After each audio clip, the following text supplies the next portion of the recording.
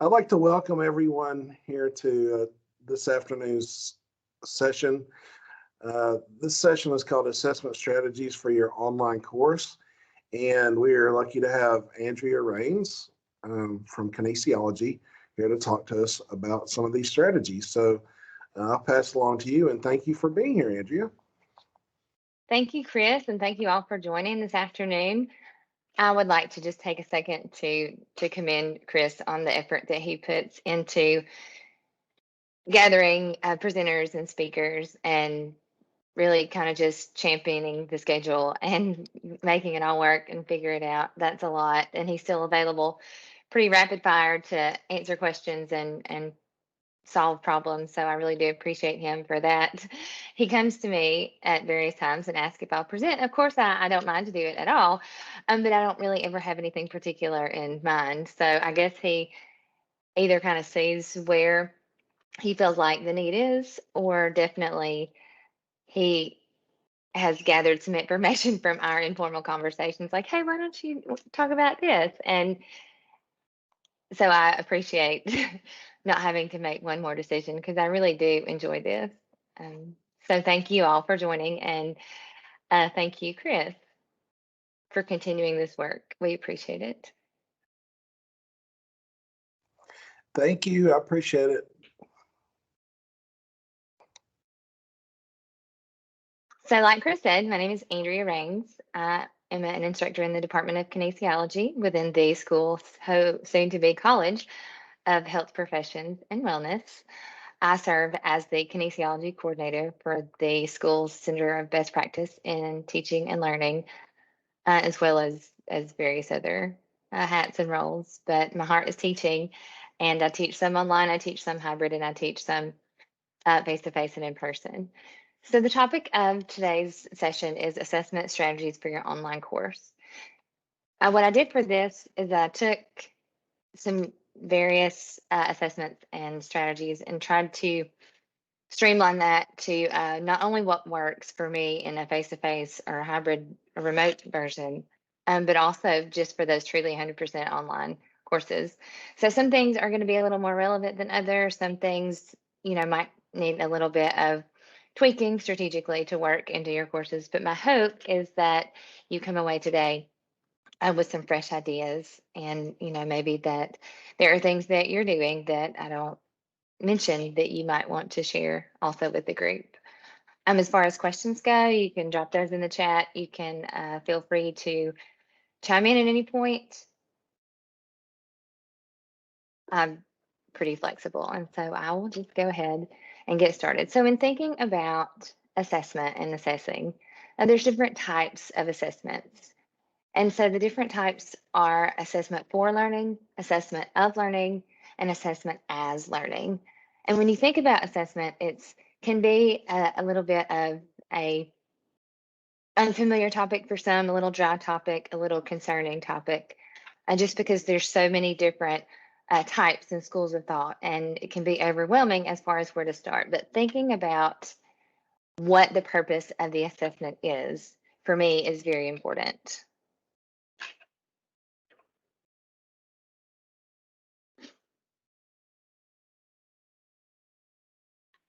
So what and how? We have to decide if the assessment is going to be synchronous or asynchronous, even in an online environment, and more so, especially as after COVID. I try to be sure that I'm still meeting those online students, both in virtual office hour settings where I just open up a Teams meeting and I share that in a separate channel, and students can kind of pop in at leisure, or individual if they prefer not to let other people join their session. And then I try to meet the class, just in a regular meeting to try to talk about the project topics for that week, to talk about what they're learning and where they're struggling and any questions that they might have. So I try to do that at least once a week. So that would be where I would use a synchronous option in the online classes. And then you have to decide, are they going to be formative or summative? Possibly and hopefully a combination of both. And then you have to look at authentic, alternative, project-based assessments, and what is that balance going to look like? So some ways that I use asynchronous assessment are for students to create projects. So they might create some of these things. I might create some of these things and share these out to kind of help them support their learning. So sometimes I'll have them to curate content. So they'll grab different articles or links or graphics or visuals or pictures, and they'll push those all together. And so they'll do that in sometimes in a Flipgrid as like part of a reflection. So they might verbally describe in the Flipgrid video reflection what they learned or what they gathered, and then they can actually attach those resources to that reflection. Or it may be like an e-portfolio platform. Google Sites is a really easy one that you can put some content together that kind of becomes a progressive project based. And then interactive presentations. So I like these because inside any video, with things like Pear Deck, Nearpod does some polling and questioning, some different things. And then Edpuzzle, you can stop the video. So it could be a pre-recorded lecture, it could be a video that you just really liked that you grabbed from YouTube or wherever, and you can pause the video and you can embed content. So you can embed a certain discussion questions or teaching points or questions that you want students to answer to reflect on. And I like these because they have them to be able to review back and forth, and it just helps as they're having to guide their learning in the online environment to have a little bit of a personal aspect of what the purpose of the content is going to be. So sometimes I'll have students to create these, and sometimes I'll create these and share these out as an assessment. And then, of course, the more traditional, the synchronous formative assessment are those checks for understandings. And so I use these specifically for peer and self-assessment. A lot of times, sometimes our synchronous meetings, I'll use that opportunity to do some self-assessment or some peer assessment with some feedback. So the same rubric that I'm going to evaluate the final artifact with, I'll have them use themselves and provide some feedback either to their peers or just kind of where they stand currently. And then, of course, quizzes. And so there's a variety of digital quizzing options if you choose not to build the quiz into your Canvas shell. And so Kahoot are some of those formative quizzes. I'm a pretty big fan of that one. Socrative, Quizlet is the old faithful flashcard app that's been around forever. And then just a form, either a Google form or a Microsoft form. And so those checks for understanding, while I don't think that low level of learning is absolutely what assures that students are learning and that they have mastered the content, I do feel like those are very helpful in directing the support and being able to really see what they know and what they understand and what they're still struggling with. So again, sometimes I'll share those as an assignment or an assessment, and then sometimes I'll have students to create those. So in having to structure questions and responses, which takes a little bit of front end work, I like to have students to put together a quiz because it just helps them to continue to work with the content beyond just reading and answering questions.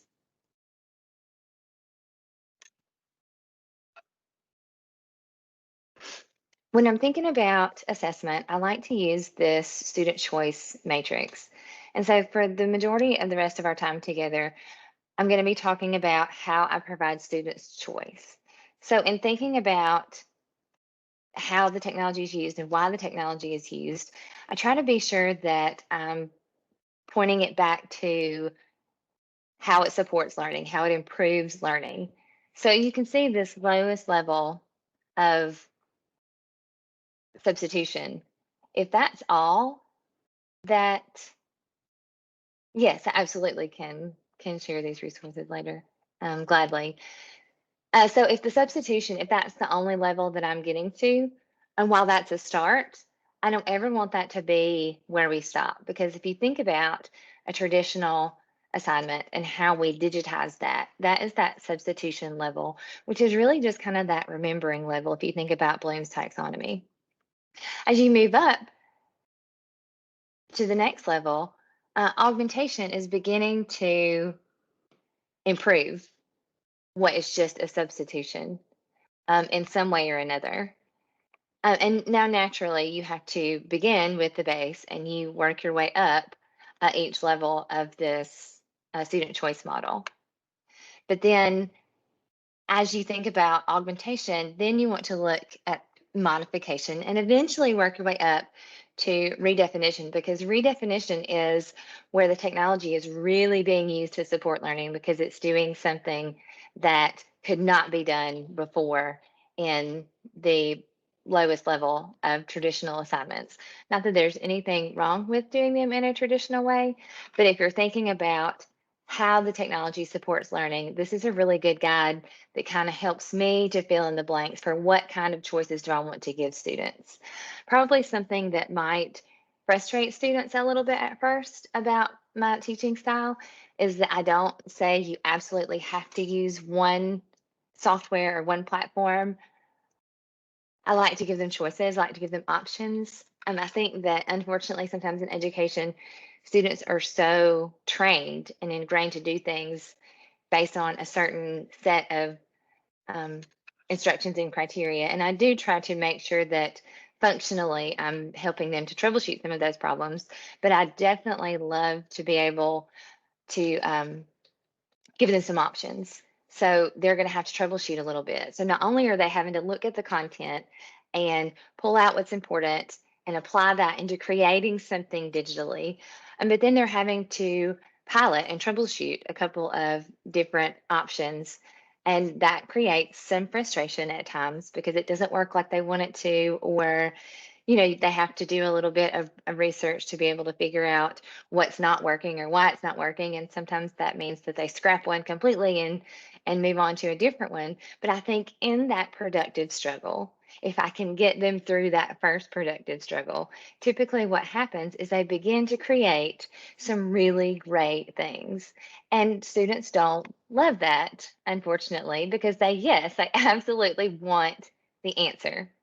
They really want the answer before they even know there's a question or a problem.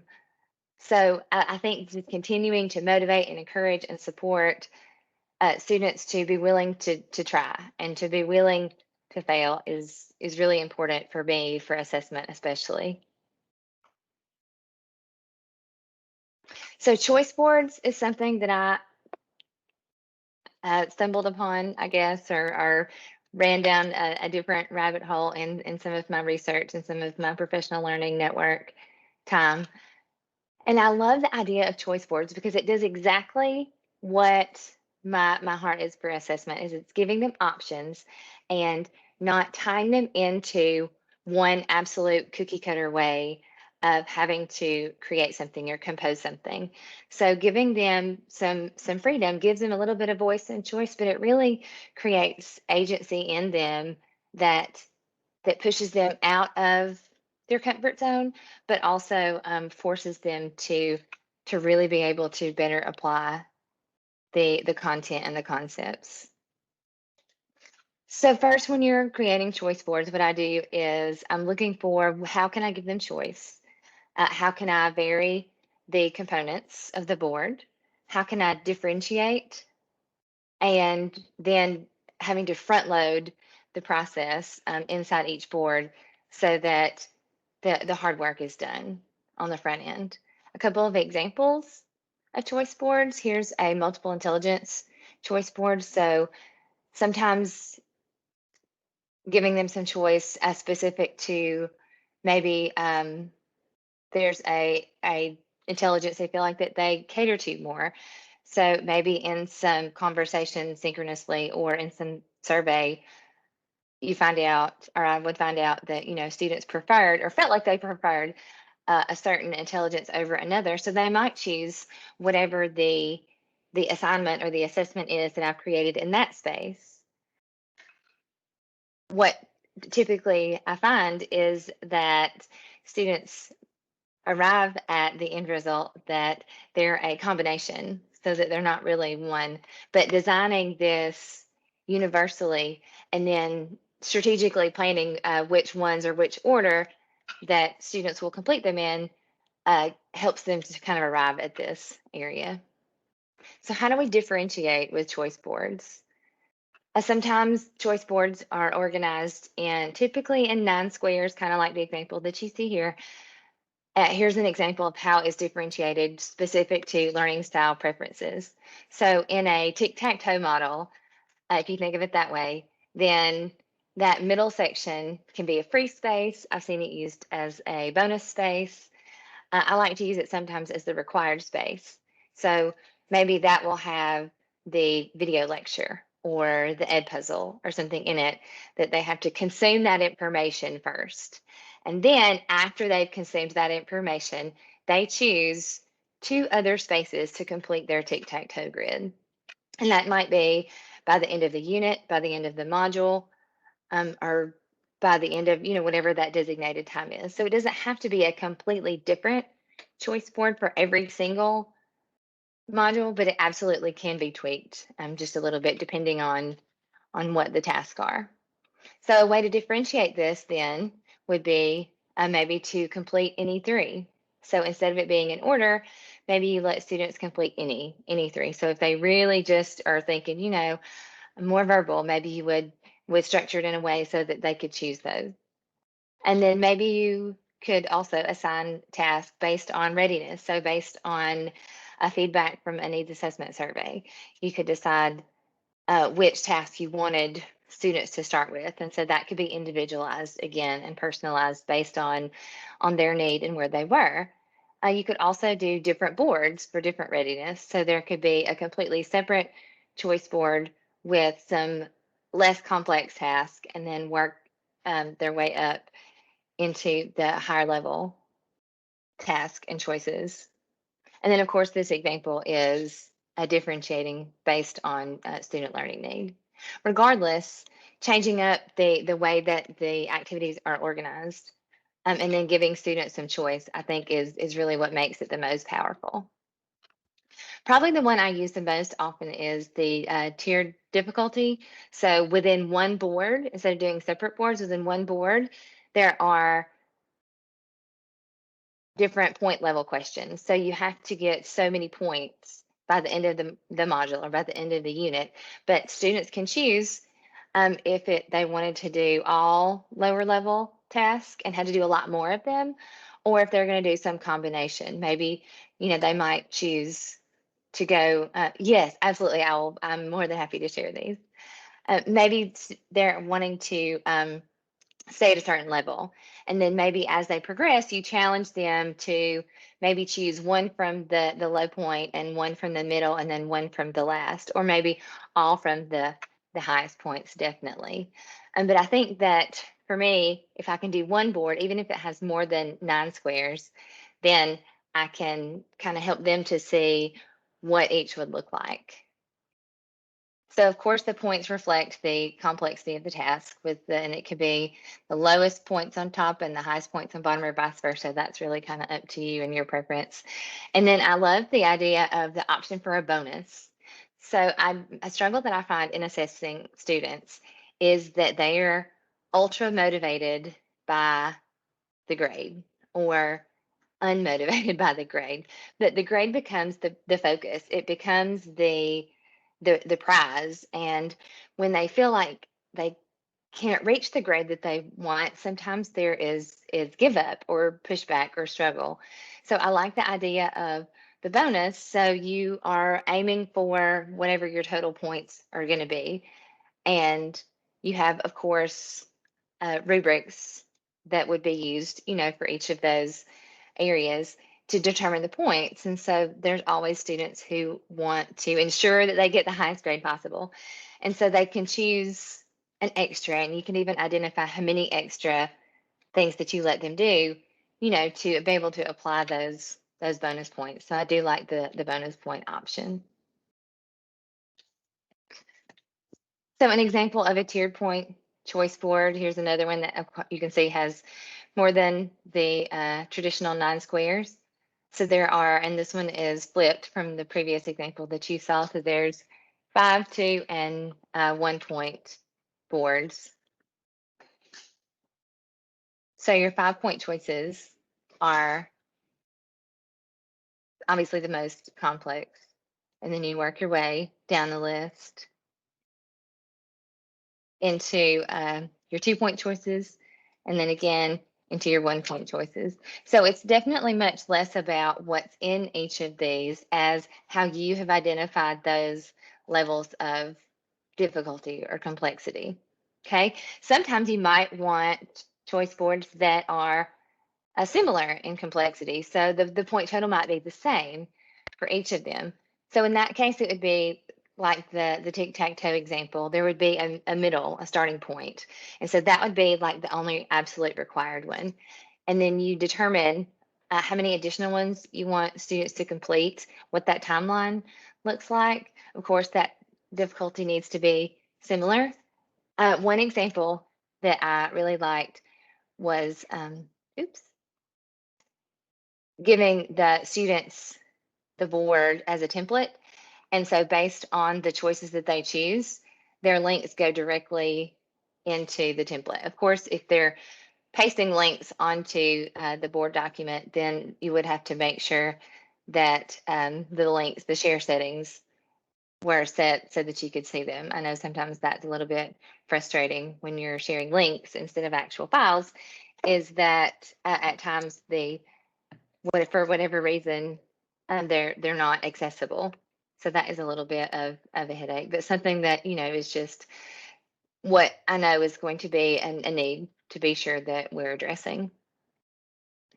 So in that example I was just talking about, there might be a prompt on here that you would just paste the link to your completed artifact under each square. So then you could see which ones they were choosing, and you could see, where their information was.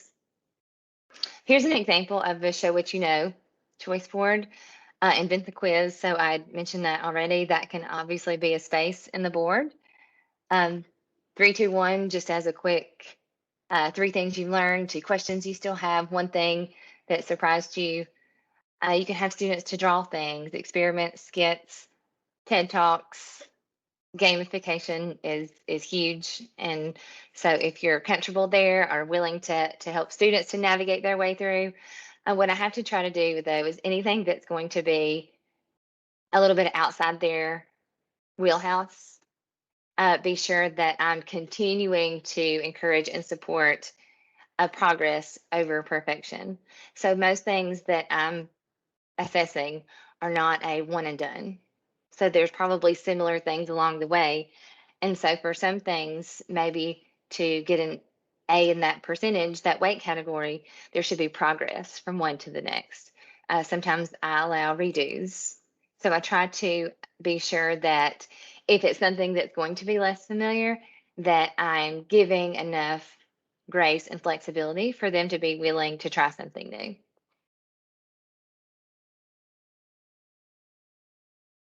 Here's an example of an educational technology choice board. So I like how it puts some of the little example, the pictures of the apps in here, but it's specific to what's your goal and what are you looking for. So based on, do you want them to create something visually? Do you want them to create something verbally or written? Do you want it to be kinesthetic, interpersonal? Do you want it to be a combination? And so then you get to decide, are they doing one of each?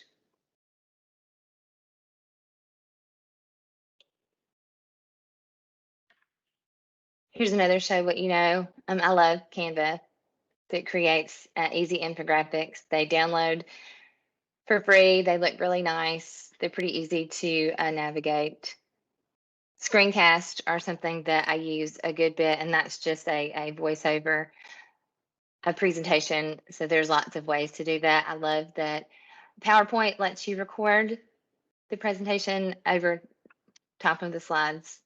So that's something that typically had to be done through a Screencast-O-Matic or EduCreations or some specific screencasting software. So I really do like that PowerPoint does that now.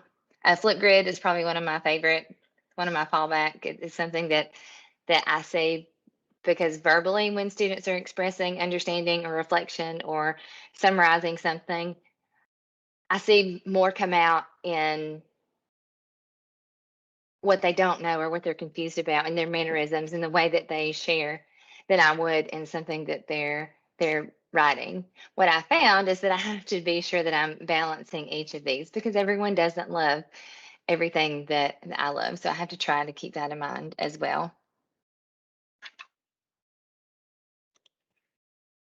Here's a learning menu, which is just a different way to say choice board, using the 4 C's, the communication, collaboration, critical thinking, and creativity. So maybe you build these out with things that are specifically speaking to those important skills that we want all students to have that sometimes we feel like maybe there needs to be a little bit more support of. And then maybe it's just an exit ticket. Maybe it's just a choice board of here's the end of the lecture, the end of the module, or end of the session. And so that's just some different ways that you can see what students understand. Just a quick check for understanding that's not just a basic quiz. It's a little bit different. So some tips for choice board and choice board design is choosing a single theme or a concept. So whether that is intelligences or whether it is technology driven or whether it is specific to the 4 C's or to whatever the skill is you want to accomplish. So deciding what that is first, and then choosing what your absolute is going to be. So that's a good way to be sure that all of the articles and the videos and all of the supports that you're sharing are hopefully addressed and at least consumed a little bit, because that really is the foundation of where they're getting the information and those big ideas that go into what they're creating. Completing multiple activities in a row is a common choice board tip, and then activities relating to some form or version of intelligence. So I'm going to jump over just for a second and talk about OneNote Class Notebook. So I use that for our synchronous meetings. So anything that we're doing as a group or even as small groups in breakouts, and mainly peer review, I use this a ton because the class notebook that is built out from the team, I can share that link in Canvas so they have access to it and it's all together and it's nice and neat. But the collaboration space in the class notebook is my favorite because it becomes a whiteboard, but it becomes things that the groups can do together that functions a little bit neater than the collaborations part of Canvas can sometimes. Anytime there's like a sign up or a schedule, that's a good place that students can go and that we can all have access to some of the same things. And so peer review I've talked about a few times. So I use this to get students talking, to get them working together.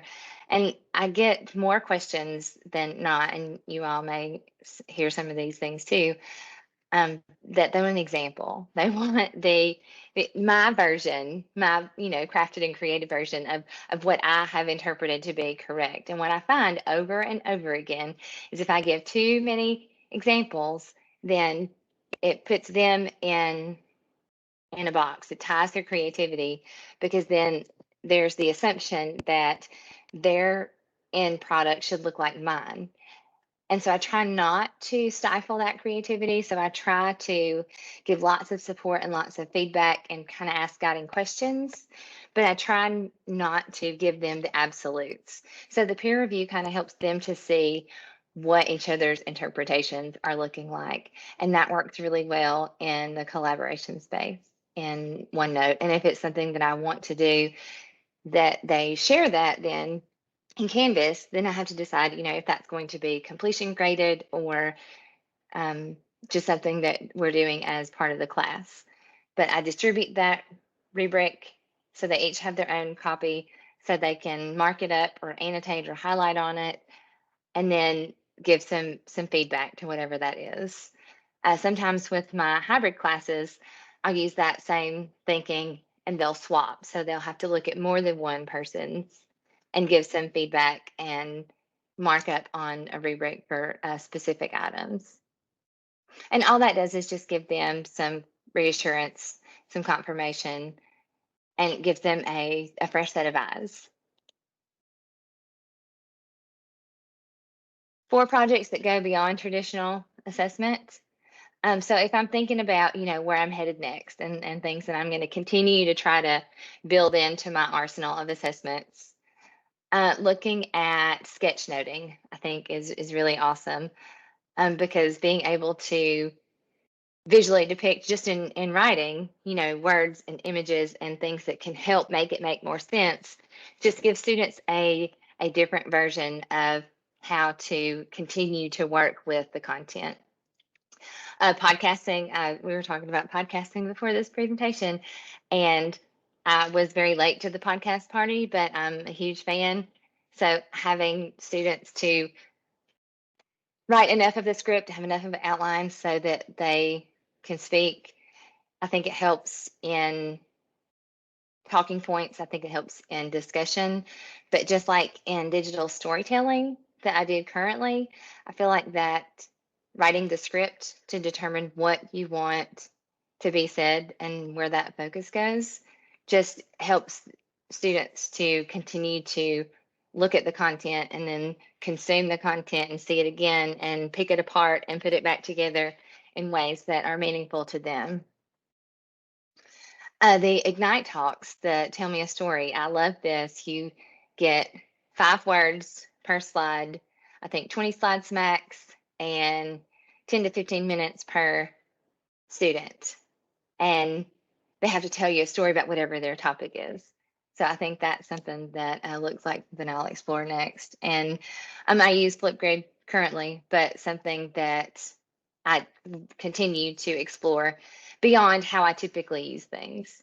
So I don't look for reasons to change just for the sake of changing, but I do try to model what continuous improvement and lifelong learning looks like to students by being willing to explore new things and being willing to listen to their confusions and to their feedback and try to continue to merge those two worlds together. Some final assessment tips that I try to keep in mind when I am deciding what needs to be assessed is knowing what you're assessing.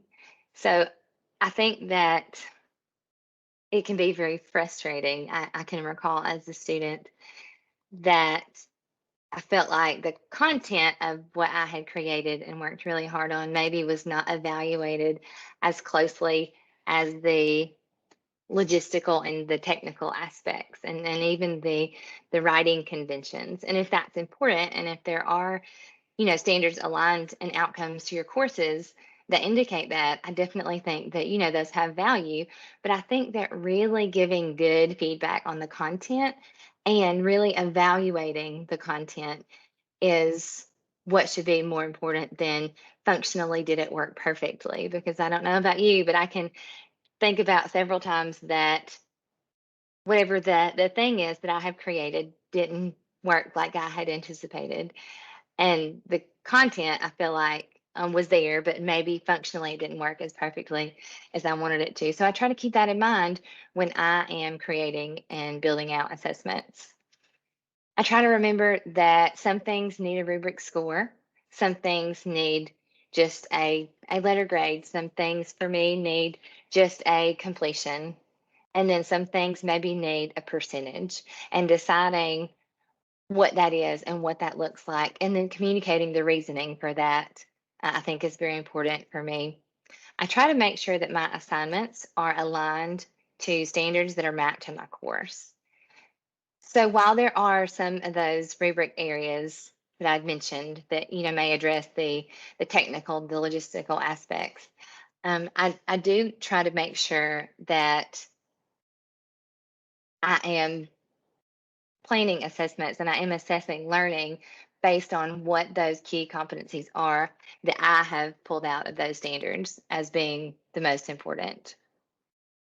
And then I try to make sure that there is a good mixture of the traditional assessments, the competency based assessments, and then the standards aligned, authentic assessments. And then the final thought I have is, are my assessments compliance driven?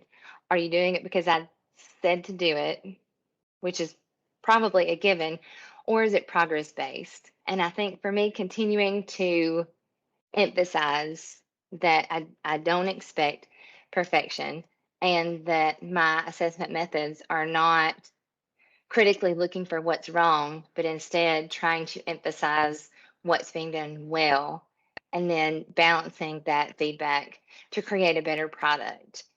Because for me, I would rather it be a really great representation of what they understand, as opposed to something that's being completed specifically because it has a deadline and an absolute list of criteria for what it does and doesn't have to be. And of course, I share anything that's going to be evaluated and the how it's going to be evaluated, so they have access to the rubrics prior to the assessment being completed. So here is a Wakelet collection just for the assessment resources. And this has most, and I'll drop this in the chat. This has most of the things that I went over in the presentation, but the things that weren't there, I'll do the same thing and I'll share this presentation with the group. I'm more than glad to do that. If you would like to evaluate this presentation, you can scan this code. Would love to have some feedback. Are there things that you do? And then, of course, my contact information. So I would just for a few minutes love to open up the floor to you as participants and maybe sharing some ways that you assess or maybe some different or maybe similar things that you do to try to assess learning. Oh, Go ahead, okay. I'm Timmy. sorry to interrupt. I was just going to say one really simple thing that I found last semester. I was teaching an asynchronous online course for the first time, and I teach English, by the way. And so this was a undergrad class. Some students were graduates, some students were undergraduate students, and we were working on some pretty difficult readings and concepts. And one of the things that I found, two things I found that worked really, really well, and they were both super easy on my end to do, not super tech heavy or anything.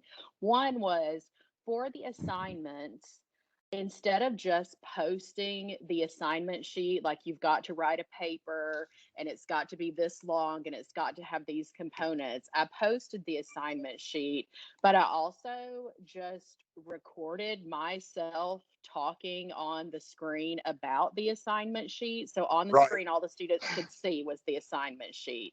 And I right, just talked through it the same way that I would talk through it in a face-to-face class, right?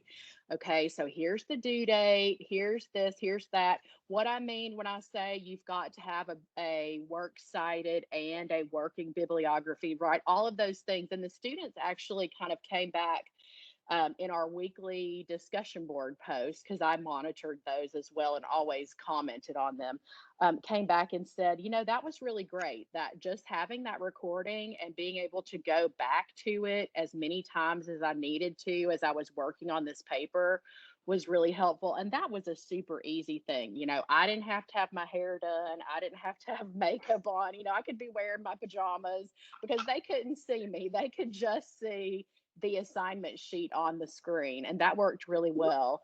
And then another thing that we did in that class that worked really well, and I really loved it because again, it helped me balance the amount of talking that I was doing, right, and got the students involved, was we had readings that we had to read every week, and everyone had to reply to the discussion board on like Saturday for their response to the readings, and then like by Sunday night they had to reply to 3 classmates, and then on Monday I went through and read everything and gave comments. But one of the things that I did is I wanted them to if we would have been in a face-to-face class, we would have read the reading and then discussed it in class. And because we were in asynchronous, I wanted to have a similar format. And so instead of me producing kind of a lecture or guided notes for every single week, I divided them into partners and let them choose a week, and then they were the discussion leader for that week. And Right. so they had to create whatever guided notes. And I did the first 3 weeks of class and showed them 3 different examples of what they could do: a PowerPoint with a voiceover, a Prezi with a voiceover, or just like a guided notes, like written notes, and also a PowerPoint. And they could produce anything. I told them, I don't care what it is, as long as you're producing, like, giving us the highlights of the readings, so that we're all kind of operating from the same space when we go into the discussion. And that worked really, really well too. It got the students talking to each other, because they had to meet with their partner somehow, even if it was just like through texting prior to their due date. They had to have made sure they had read the articles really well and understood them, so that they could then produce notes for someone else. They had the opportunity to meet with me to discuss what they were going to do or any questions that they had. And so it really did increase the amount of interpersonal communication that was happening, because we were reaching out to each other all through the semester, and they're working in partnerships. They're producing, they're getting to see each other's faces if they choose to put their face on the notes, which some did because they did vlogs. So it worked really, really well, and it was really easy. I mean, it wasn't like tech heavy. We could just operate within Canvas if that's what you wanted, or within PowerPoint or whatever. So there wasn't a lot of like teaching the technology to them, but it just worked really well to kind of increase the amount of communication that we had with each other. So instead of me saying, read this, post your response to the discussion board, reply to a classmate, then there's that kind of extra layer of communication happening. That's a really good idea. Yes, thank you for sharing. Sure. Hey, Jenny, that's also a shift. That's an assessment strategy shift in and of itself, right? Where you're moving from sage on the stage to more of a guide. And exactly. Because then the students are interpreting the readings rather than me giving like, this is the correct interpretation, of the readings. And it's closing that feedback loop too, so that it's not just, okay, I have to respond to this. Okay, now I have to respond to 3 more. But then it's being able to see what it kind of looks like as a complete version. Right, exactly. But like I said, that's just super easy. Like there's no, I know people get nervous about like, oh, I've got to learn another kind of technology to be able to, and some people don't like to do that. Some people are like Andrea and always want to like know a new thing, but some people feel really uncomfortable with that. But, like pretty much all of us know how to use PowerPoint, and they've made it so easy. Now you just press that little button that looks like a microphone, and now you're recording. So that was one thing that I liked about it, is that on my end, it was easy. So Jenny, I want to comment on a couple of things. First of all, what you just said is, one of the things, and this is also on our tip sheet for strategies to help students on online courses, our tip sheet, and that is for either teachers who are new to online teaching or just new to technology. Don't feel pressured to learn all the new technologies and learn all the technologies. What you want to do is learn tools that you feel comfortable using them and leverage them when they're needed for yourself and for your students. So that's a good point. You're always going to have, Andrea is what I call she's our early adopter. Right. And I'm always a late adopter, because I like to see the first adopters do all the beta testing and everything. Exactly. I'm the same way. I've got to make sure that there's at least 3 people that can explain it to me.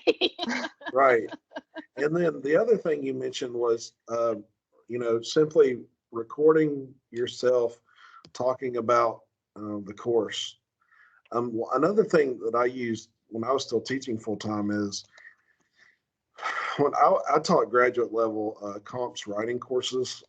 It was totally fun, and you can tell by my sarcasm.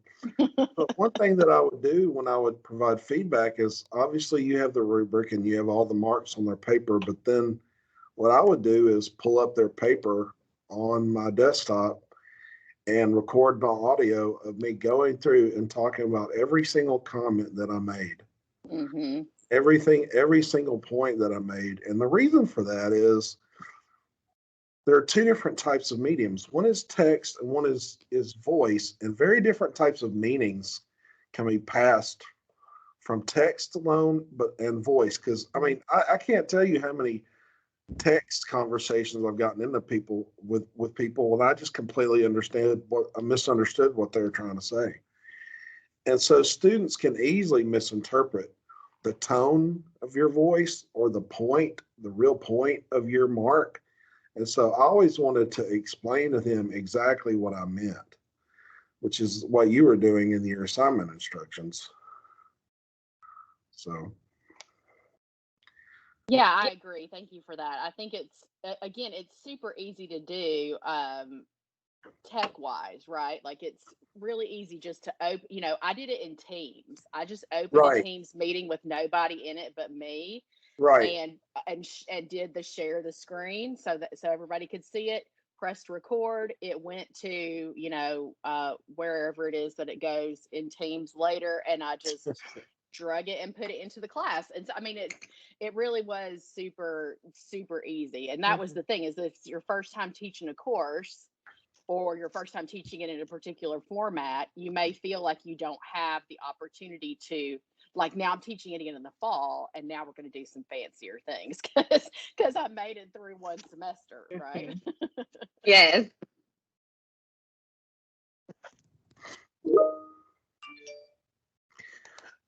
Does anyone else have anything they'd like to add or say to Andrea? If not, I want to personally say thank you to Andrea for being here this afternoon, taking the time to speak with us and to meet with us. This has been a fantastic presentation. I've got a lot. Yep, give her a hand. I've already got a lot of information that I can borrow. And Andrea, I'll be in touch with you later on as well. Perfect. Thank you all so much and have a great afternoon. Go enjoy some sun with some sunblock, of course. Thank you. Thank you all for coming. Bye, everyone. Everyone have a great afternoon.